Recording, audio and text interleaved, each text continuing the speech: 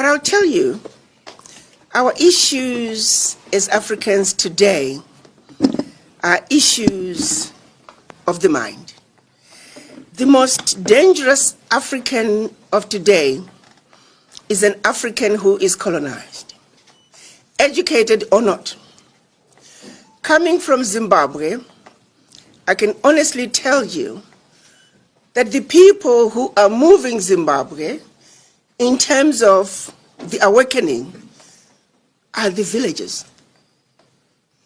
They seem to have a better understanding of what is really going on and are less likely to be sold, are less likely to sell their souls.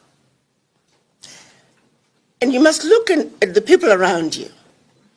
Some of the most difficult people, I was called by the Africa group at the World Bank one time to address them for their annual event. And I went through all the issues and the pillars of why Africa is where Africa is, and I analyzed the Pact for the Continuation of Colonization that the 14 African former French colonies were made to sign. I thought everybody understood. But at the end of it, two African-born economists working for the World Bank came to me and said, "But Ambassador, why do you keep talking about the Berlin Conference? It's a thing of the past." And to my utter shock, I'd gone through the process of explaining the Berlin Conference and that it is a policy that was put in place in order to see to it that Africa and her children are forever defeated and dominated.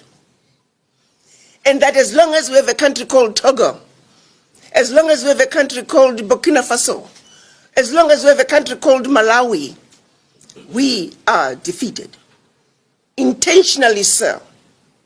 So these two economists working for the World Bank are the same ones now that are being used as instruments of our own self-destruction. They're the ones that are being sent to Africa to sell policies that are detrimental to Africa's progress. So the question then becomes, what is our education doing for us? And it goes back to the miseducation. The people who are in power are the ones who are failing to stand up and challenge those who are raping us in broad daylight. Pardon my choice of words. I was once asked by one African, "Ambassador, let's try to be nice to these Westerners. Let's not be too direct as we challenge them." And I did ask this brother of mine, I said, "My brother, help me out. How do I tell a man who is raping me to rape me nicely?" I said, "Help me with the language." And this was an educated professor who is advising me to be nice. How long am I going to continue to be nice? Those are the educated people who are sitting in the boardrooms and they choose to be mute. And when they are mute while representing us, that means 1.4 billion Africans are mute. It is not the villager who is sitting at the boardroom table. It is the elite, the educated. So my son, what is our education doing to us?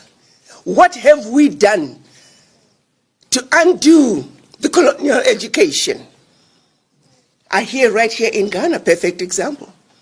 There's not a single Kwame Nkrumah book that is required reading in the Ghanaian educational system. Whose problem is that? Most African countries, our educational system is still the colonial educational system. So what do you expect from the leaders that we have today if their education remains colonized? So may I say, the most dangerous person for Africa today is a colonized African. And we must challenge each and every one of us to have a serious conversation with the image in the mirror. Are you colonized? Where do you stand when it comes to the issues to do with Africa? How do you feel about the continued exploitation of Africa? How do you feel about neo-colonization, imperialism? Do you even understand it? Do you even know what the Berlin Conference means when it comes to your ability to buy bread, to your ability to get a job? Can you connect the dots back to the policies that are designed to keep us where they want us to be? It is the elite, it is the educated who are refusing to challenge the status quo and speak on our behalf, educated or not. So I'd like to answer your question by saying our miseducation is what is leading us to the Africa that we are today, an Africa that cannot stand up and defend our turf with facts, with our truths. Ours is a simple issue.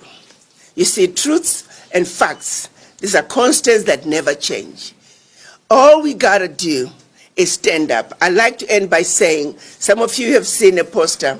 There were black men who were bending over, and there was a table on their backs. And at the bottom, it simply said, and on top, of course, sitting around the table, were white people who were feasting. And the caption simply said, all we gotta do is stand up. Why have we failed to stand up?